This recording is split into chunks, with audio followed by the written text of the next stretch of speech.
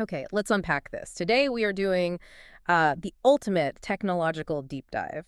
We're looking at a groundbreaking patent application that claims to solve a cryptographic problem that's been around for nearly 50 years. It's a huge claim. A huge claim centered on a technology called HSKG and this core idea they call the ICE key.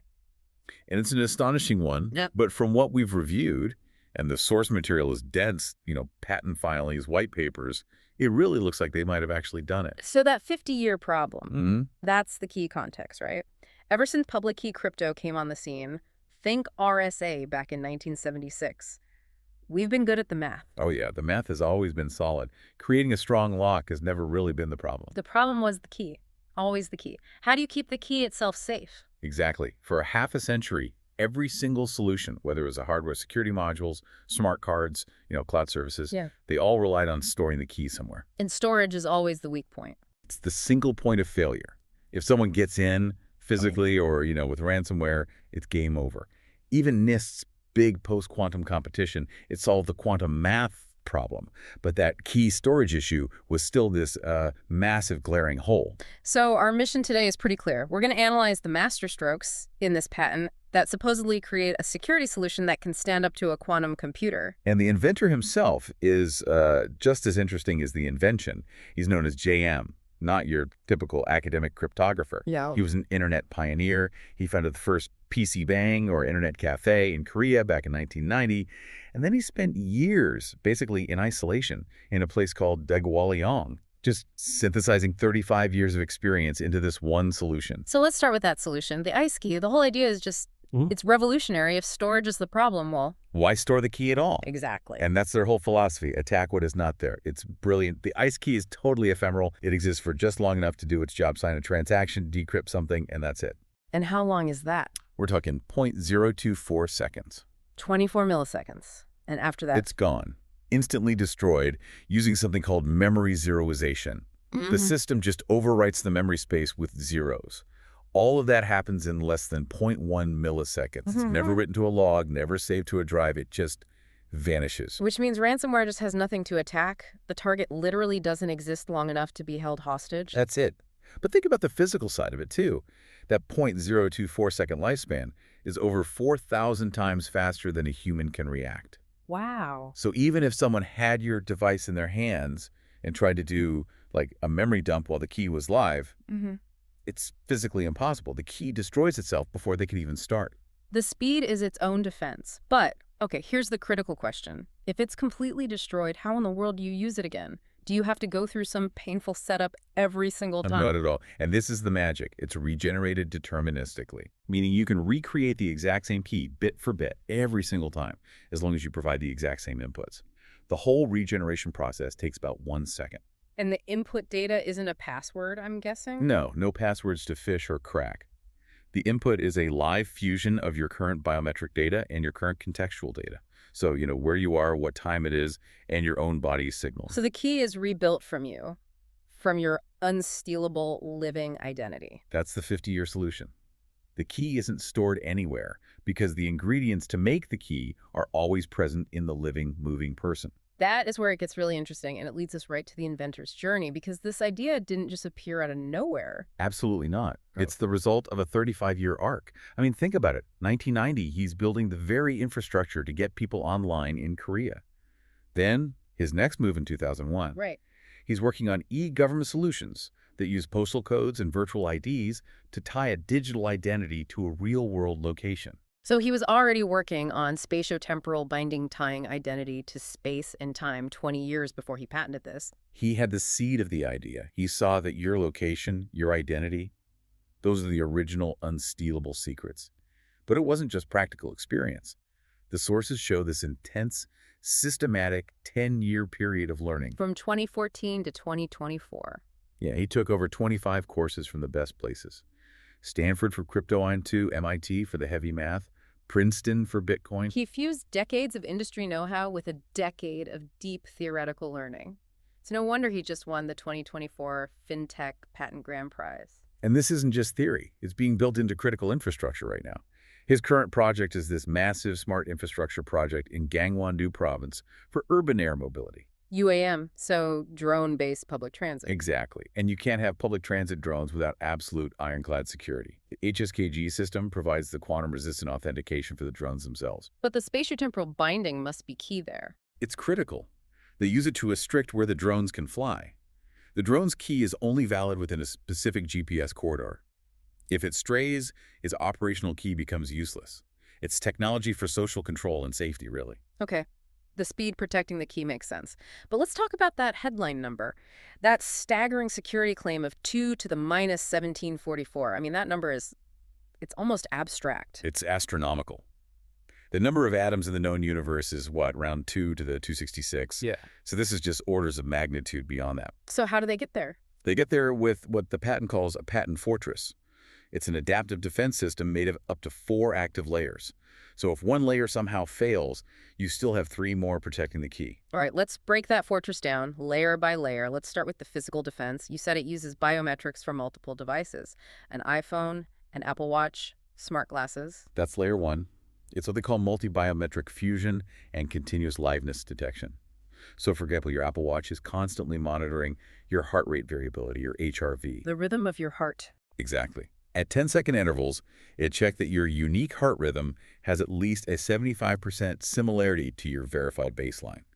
So if you take the watch off, or, well, if your heart stops, the input to create the key is gone. So a thief could steal all your devices, but unless they also steal your living, beating heart with its specific rhythm, they have nothing. Precisely. And the smart glasses add another layer. This is maybe the coolest part. They call it proof of physical reality, or POPR. POPR. It runs a pupil response test. The glasses flash a light, and to pass, your physical pupil has to change size by more than 30%. A deepfake video, a photo, an AI avatar.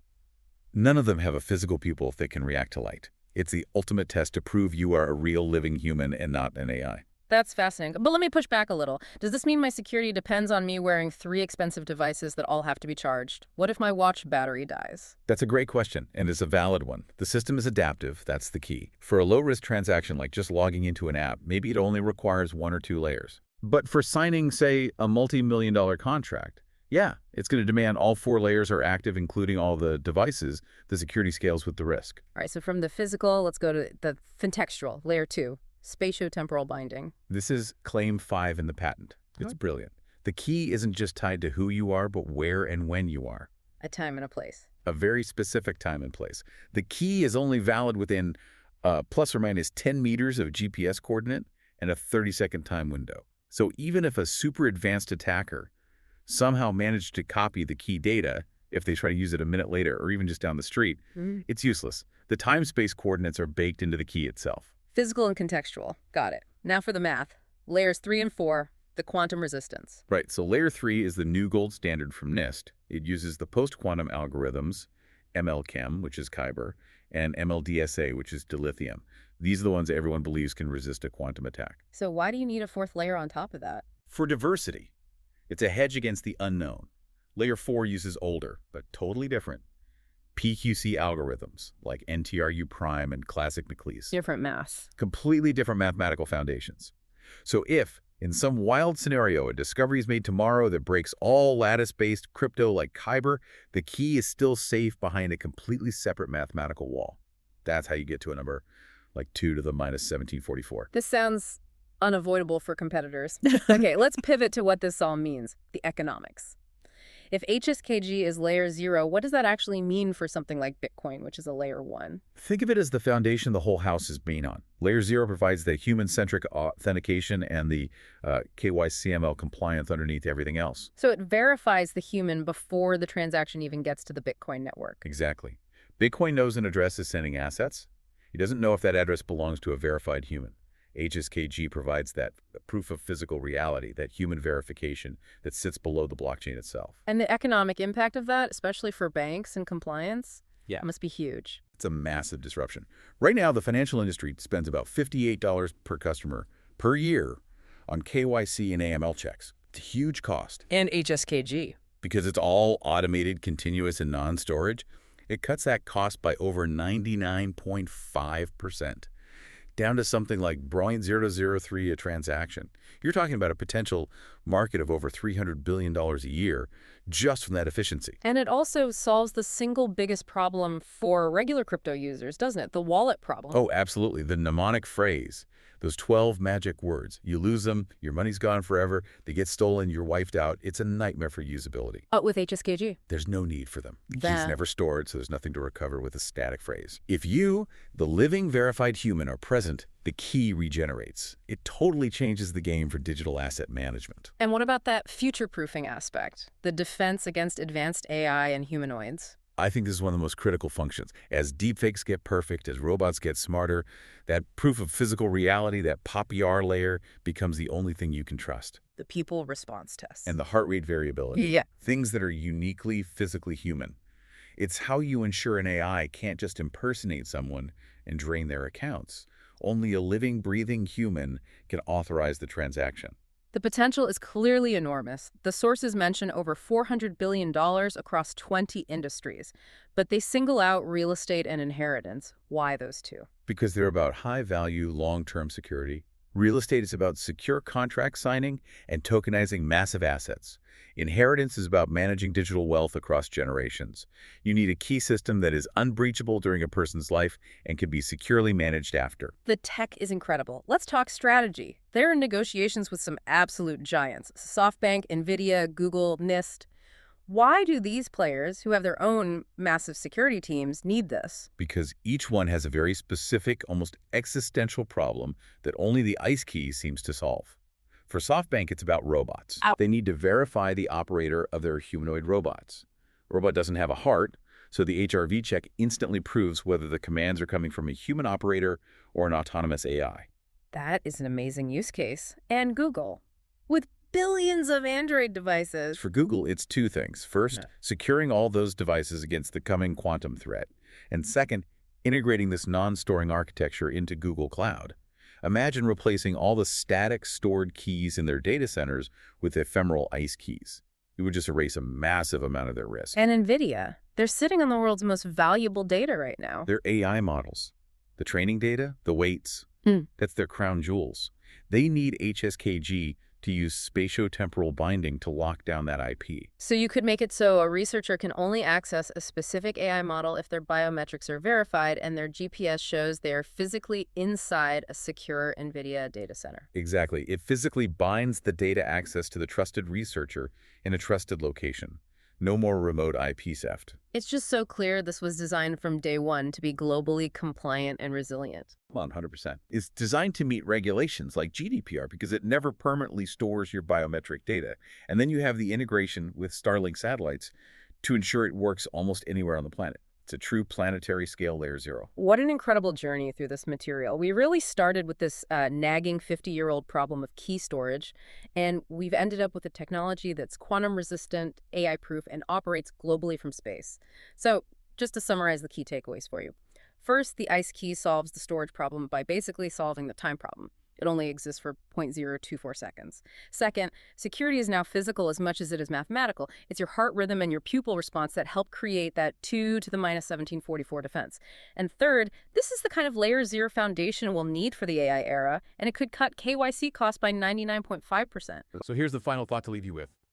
If the most powerful encryption in the world now relies on measuring a 30% change in your pupil size and the unique rhythm of your heart, does that mean our most secure digital future isn't actually tied to just math, but to the verifiable, continuous living presence of our physical body?